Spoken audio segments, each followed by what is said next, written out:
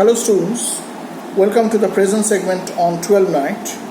We were doing Feste's character, and so far as I remember, we had done a small part from Act 1, Act 3, Scene 1, the second extract that we had studied in the previous segment.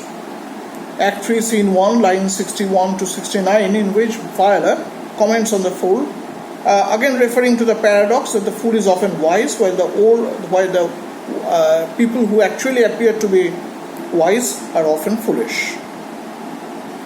Now this is a recurrent understanding of the fool's character, not only over here, but also in the entire corpus of Shakespeare's writings, Shakespeare's plays, where the fool is often much intellectually or rationally superior than the wiser characters over there.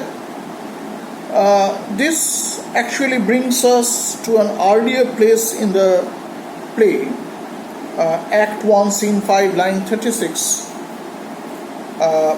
where the fool also reflects a similar thing, but attributes it to a philosopher, because statements by philosophers would have more acceptability to the people around. But strangely and humorously, this philosopher is a fictitious philosopher. He doesn't exist. This is line 30. Let's start from line 30. Act 1, Scene 5. Clown saying, "Wit, and it would be thy will put me into good fooling. Those wits that think they have thee do very oft prove fools." You can understand that Viola's estimate of Feste, particularly towards the end of it, is a kind of a repetition of this particular theme. So you can see that the two characters, Viola and Feste, somehow belong to the same level in the sense that they are capable of seeing into the folly of the characters around them. But I have also told you about the difference between these two characters. While Feste is an armchair philosopher, so to say, he will take part in the fun. He will bully Malvolio, but he will not get into the matter to solve it. Viola actually gets involved. So it's not, Viola's style is not of a kind of person who is a commentator from without. She gets within the course of action, while the fool over here is somewhat an indifferent commentator. Let's read these words by Feste. "Wit, and it will be thy will put me into good fooling." He calls wit, actually personifies wit over here. Those wits that think they have thee. Over here, wit, the second wit, the first wit is a personified creative intelligence. The second wit obviously refers to intelligent people who pose to be intelligent people. Those wits that think they have thee do very oft prove fools. People, when they think that they are intelligent, they often prove to be fools. A very telling remark on most of the characters in the play. "And I'm sure I lack thee, I don't have wit, may pass for a wise man." I don't have that folly in me, and sometimes I behave in a wiser manner than these people. Of course, he is wiser than most of the people over here, like Malvolio, like Orsino, and obviously Olivia, who is his employer. "For what says Queen Apollos?" Now, Queen Apollos is that fictitious philosopher over here. No one ever heard of him. Better a witty fool than a foolish wit. The same theme, as you can understand. God bless thee, lady. Now, just sees Olivia and says, God bless thee, and see how Olivia reacts. Take the fool away. A childish kind of a reaction, not very serious. The clown says, do you not hear, fellows, take away the lady, implying that the lady is the fool over here. Fool not by profession, but fool actually because she's behaving very foolishly. And we'll come to a little later, Act 1, Scene 5, line 62 maybe.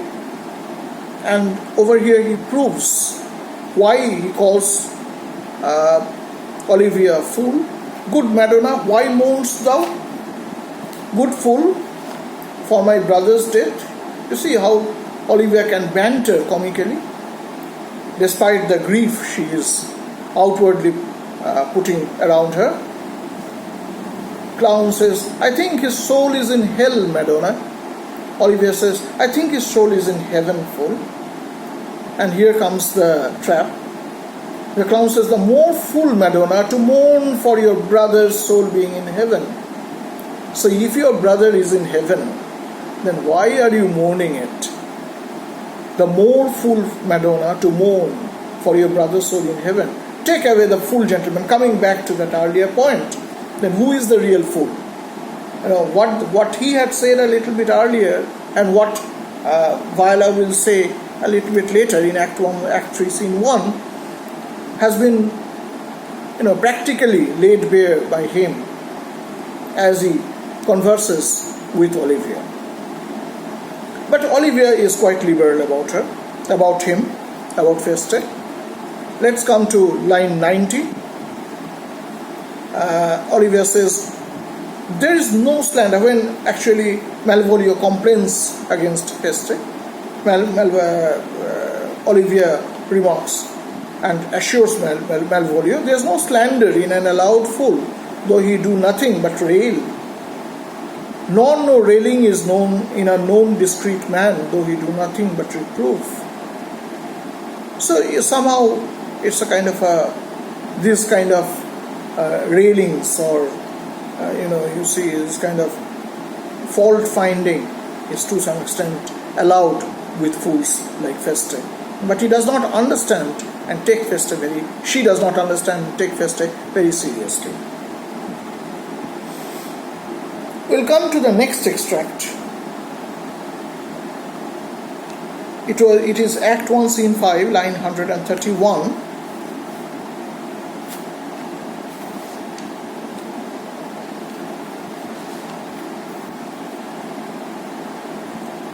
When Olivia,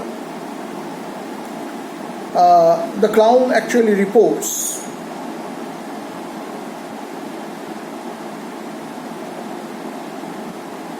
Olivia is conversing with the clown over here.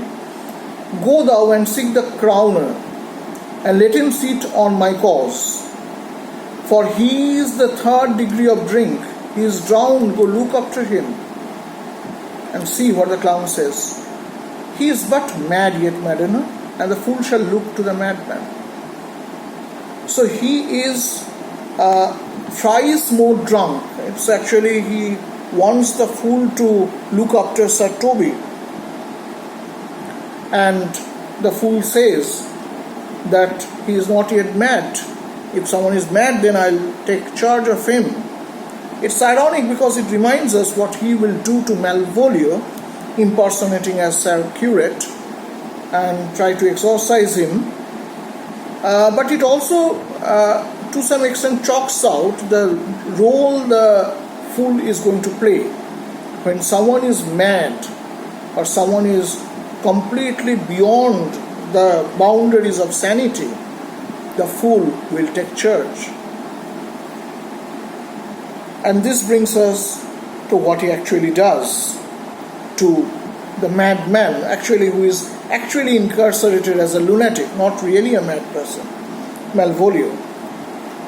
This is Act 4, Scene 2, and it starts from line 38.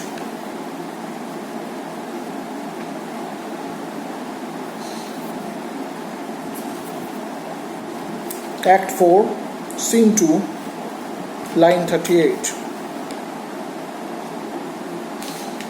Malvolio protesting, I am not mad, Sir Topus. I say to you, this house is dark. Clown saying, madman thou wearest, you are mistaken. I say there is no darkness but ignorance, in which thou art more puzzled than the Egyptians in the fog. Egyptians in the fog is again a reference to the book of Exodus. One of the plagues that was brought on Egypt by Moses, when the sky was overcast with locusts. So I say there is no darkness but ignorance, very emphatic that the physical darkness is not real darkness, but the real darkness is ignorance. Malvolio is a person who is suffering from ignorance, but so is Orsino and Olivia. So it's a very important underscoring of the central thematic concern of the play. Malvolio says, I say this house is as dark as ignorance, though ignorance were as dark as hell. And I say there was never man thus abused. I am no more mad than you were, so I am just as normal as you are. Make a trial of it in any constant question. What is your opinion? What is the opinion of Pythagoras concerning wildfowl? Pythagoras was quite well known in those days, so Malvolio would be able to answer that the soul of our grandam might happily inhabit a brother. So it's Pythagoras' idea of the metapsychosis, of the transmigration of the soul, in which men can, after death, souls of men can find their habitation in the bodies of others, of other animals rather, and not only other human beings but other animals. That the soul of our grandam might happily inhabit a bird. And the clown says, what thinkest thou of his opinion? Malvolio says, I think nobly of that soul, and no way approve his opinion. I don't believe in him. Pythagoras, you must remember, is pagan, while Malvolio, it is not being directly stated over here, but Malvolio has all the appearance of a Puritan. Okay? Of course, Shakespeare is clever enough and cautious enough not to directly mark him as a Puritan. Later he will have a Puritan as his son-in-law, as some of you must be knowing, Dr. Hall. The clown says, fare thee well, remain thou in darkness, thou shalt hold thy opinion of Pythagoras, ere I will allow of thy wits, and fear to kill a woodcock, lest thou dispossess the soul of thy grandam. Fare thee well.